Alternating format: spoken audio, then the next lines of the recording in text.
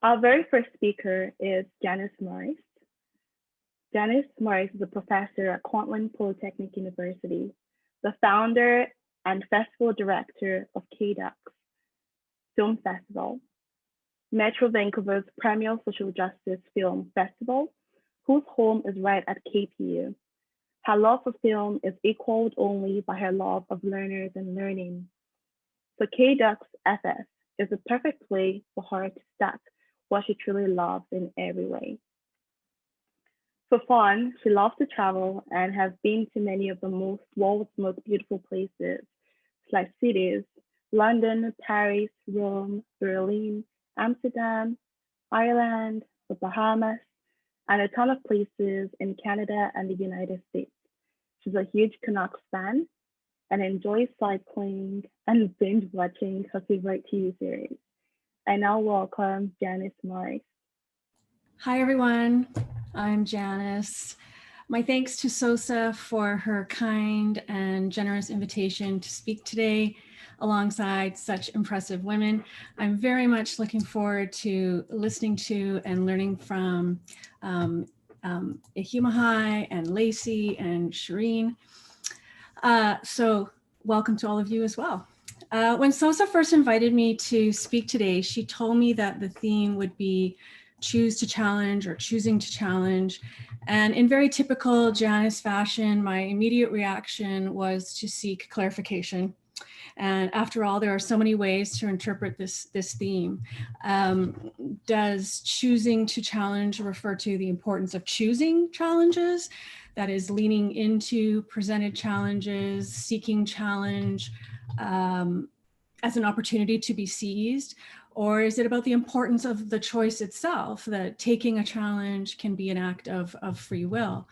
Or does it refer to consciously seeking out challenge, actively looking for challenges that might be opportunities or even goals? Or is it about consciously challenging others? So presenting challenges to those around us and inspiring them to rise up and meet those opportunities. I asked SOSA in a variety of ways. Is the emphasis here meant to be on the choosing, the choice itself, or on challenging and or the challenge itself, or some combination of the above? Of course, SOSA, being the amazing SOSA, replied simply, "It's whatever you want it to be, Janice." Well, I furrow my brow at you, SOSA.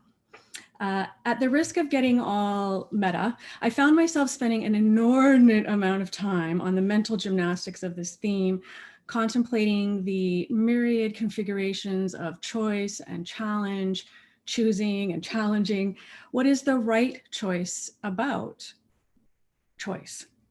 What shall I challenge myself with in order to speak intelligently, meaningfully, even impactfully about challenge? So in doing so, with all these mental gymnastics, I fell into the very trap that I so often warn my own students about, even my friends and loved ones. I became very fixated on anticipating and fulfilling and satisfying others' expectations. Not SOSA's expectations, but the unknown yet nonetheless prized expectations of all of you. So I committed the writer's sin of beginning the draft before understanding the assignment and taking the time to generate my own ideas. Now, to be clear, it is true that all teachers of critical thinking and writing and rhetoric almost always begin by emphasizing the importance of audience. Indeed, it is wise to spend time contemplating one's audience and what their expectations are, so you can tailor your writing and your speaking to meet those expectations. But the trajectory of this contemplation is all too often easily skewed, even for those trained to detect such tendencies. So instead of beginning where I should have begun, which is my own thoughts on choice, on challenge, on choosing and on challenging, I immediately began to construct and deconstruct and build and rebuild and craft and recraft what I thought a good talk on choosing to challenge or the choice to challenge should sound like. In other words, I was gauged in a process that is the very opposite of authentic choice. And as I hope to present to you today, the very opposite of authentic challenge. On the proposition of choosing to challenge, where to do so means not only to accept, but also to lean into challenge, to see challenge not as an obstacle, but as an opportunity, there's of course much to say. I have had many opportunities to choose to step into challenge. Perhaps the biggest of my professional life was the one that presented itself in 1999. I was 30 years old, and I had been working for several years as an executive recruiter, otherwise known as a professional headhunter. What a terrible term. Working with BC's top employers and executives across all industries. I was good at it. I was very good at it, but I'd be lying if I said it was my dream career. In fact, even though I had spent my entire career up to that point in the business world, which is a series of events I'd be happy to share another time if you're interested. The truth was I had a secret dream that I told no one about, and that was to teach.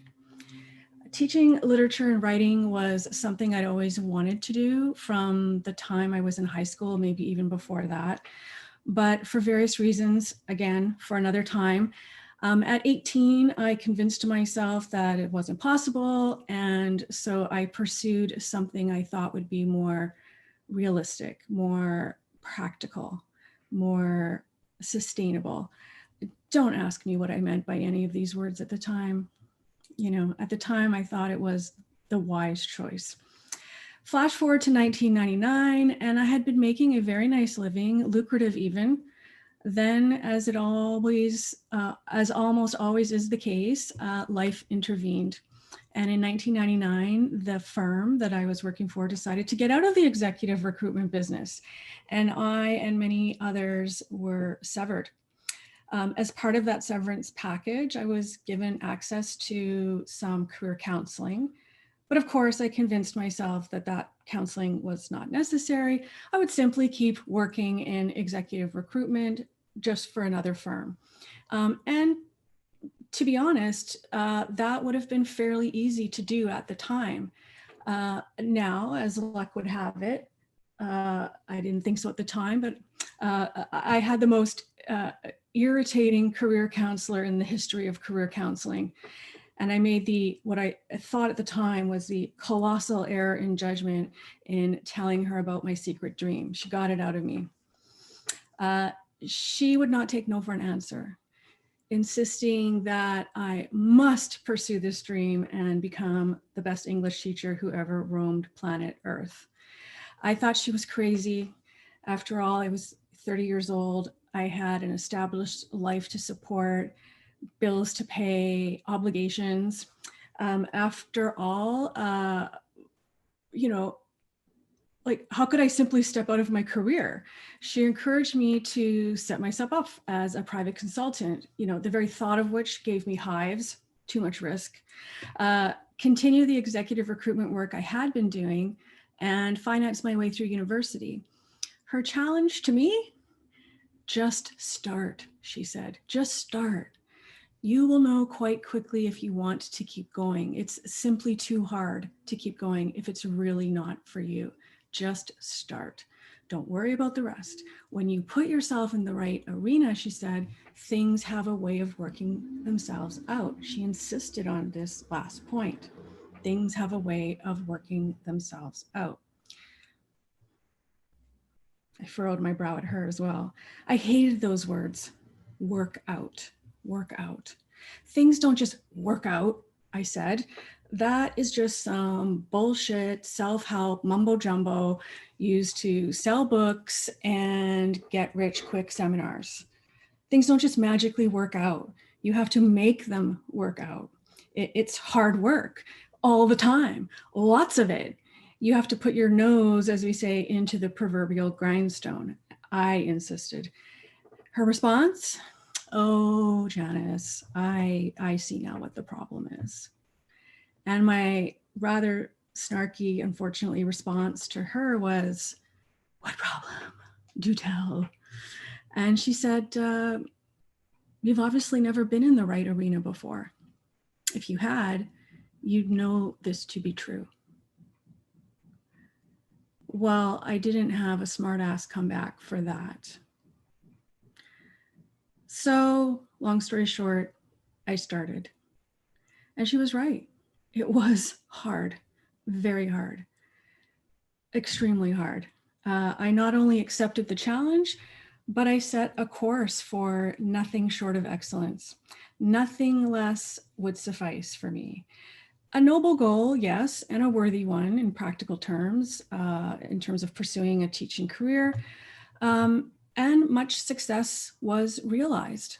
I was a straight A student with a GPA over 4.2. I received numerous awards and scholarships and nominations. Things were working out. However, somewhere along the line, I had transformed choice into expectation and challenge into obligation. I had confused service with servitude.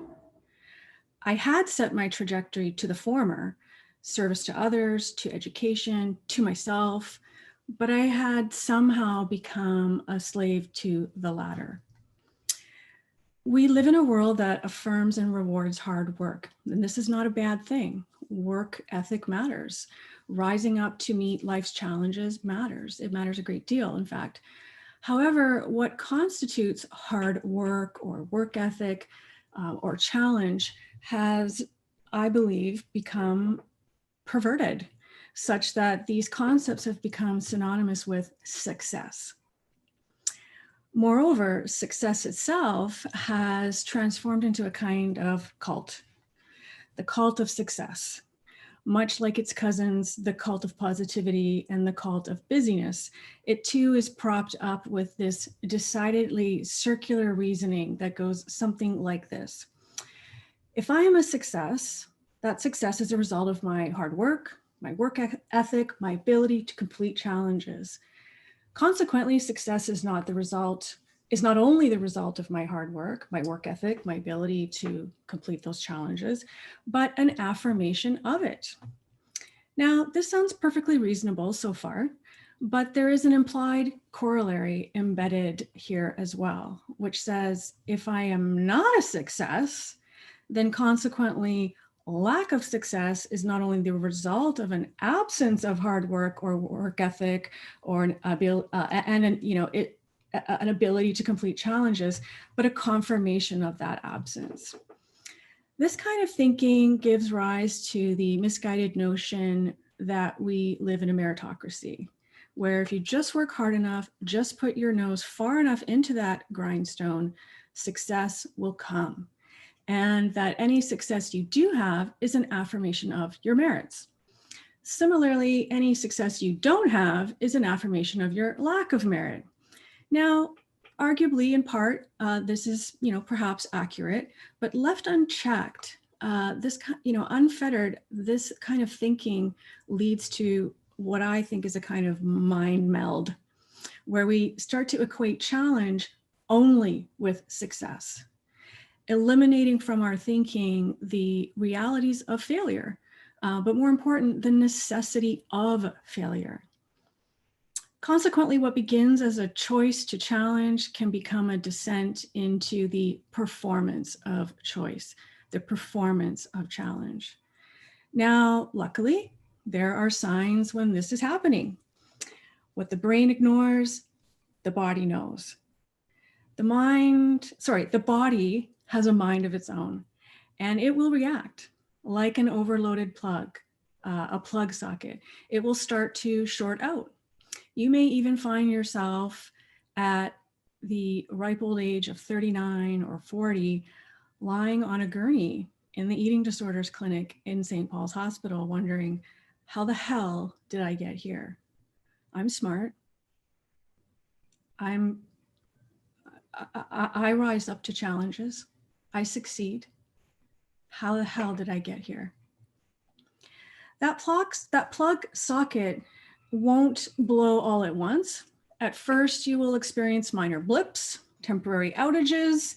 You may even attempt to rectify these with what are presented as solutions, like new surge protectors and multi-plug adapters that allow you to continue and even expand the workload, all of which becomes quite normalized because of the resultant success that affirms this paradigm in the first place.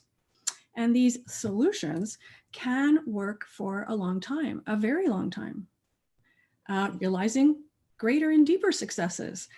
However, rather than a marker of authentic success, I would propose these protracted windows of what is actually servitude and not service lead you away from choice, away from choosing to challenge.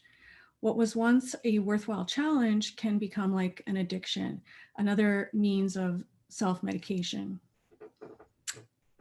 Of course, built within this performative system will be those who tell you to simply lean in, be brave, put your nose even farther into that grindstone, never understanding or even acknowledging the delicate house of cards you've constructed for yourself, drawn from a deck you may have initially chosen, but which has been shuffled and reshuffled on you according to the needs and, yes, the choices and challenges of others.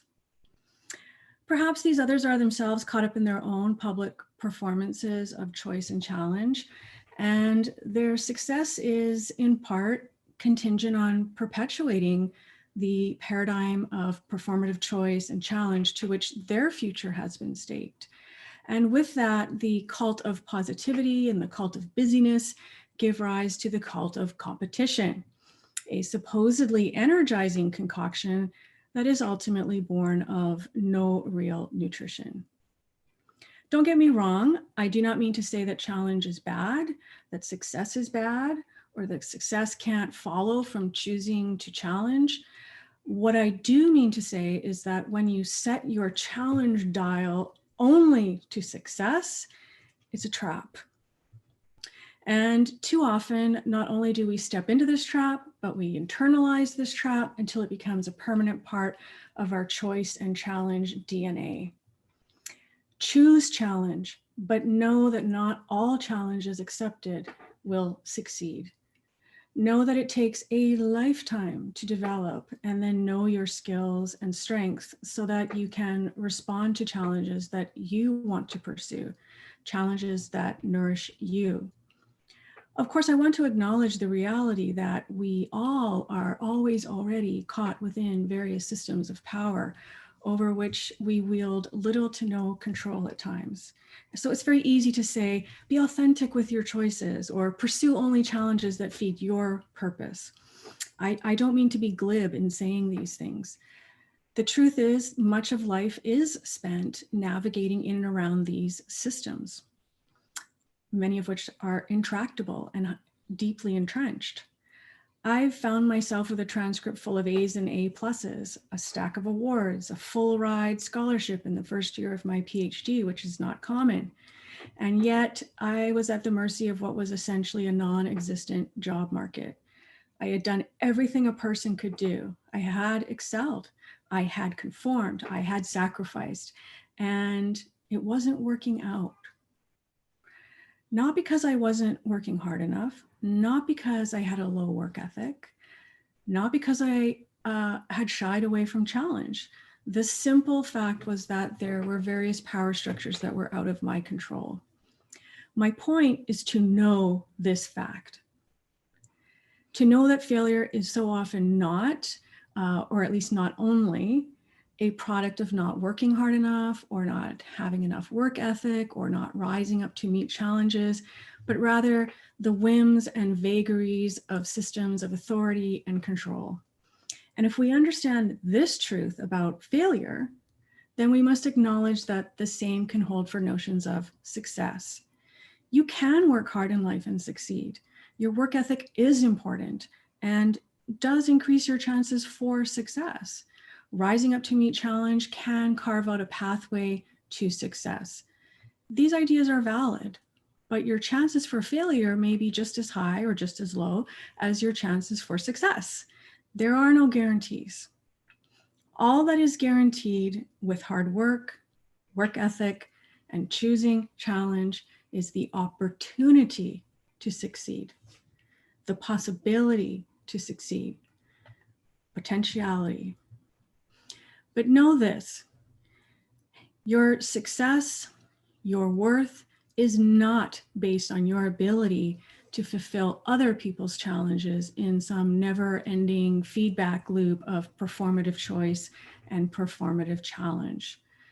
So in honor of International Women's Day and Women's History Month, my challenge to all of you is this: do choose to challenge, to accept challenge, to accept that challenge will come, to challenge others, all of the meanings of choosing to challenge.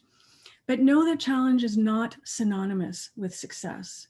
If it has an equal, let that equal be purpose. And let the pathway to that purpose be one of service. Listen to your body, question your choices, and if they really are your choices. Where you are unable to set the course, know that you're not in control, that you're being forced to navigate these various systems of power and inequity, and a game that is largely already rigged. Regardless of your position in that game, whether you're the starting center or a bench warmer, if you must absorb and internalize anything, let it not be the falsity of positivity or busyness or competition. Let it not be the performance of challenge. Let it be your true purpose and rise up only to those challenges that serve that purpose, even if the choices themselves are limited or even predetermined. Run your own race. Run your own race. And if the externalized expression of that purpose is a dial you set to service to others, to yourself, to your chosen profession or vocation, then it doesn't really matter whether you are succeeding or failing. I know that's a radical idea. It doesn't really matter if you're succeeding or failing, because both, when authentically realized, are necessary. Failure is not the enemy of success, but in fact, the essential ingredient to success. Failure is just another word for learning. So what's the best choice to challenge? It's the one that is actually the reverse, the challenge of choosing, the challenge to choose authentically. Thank you.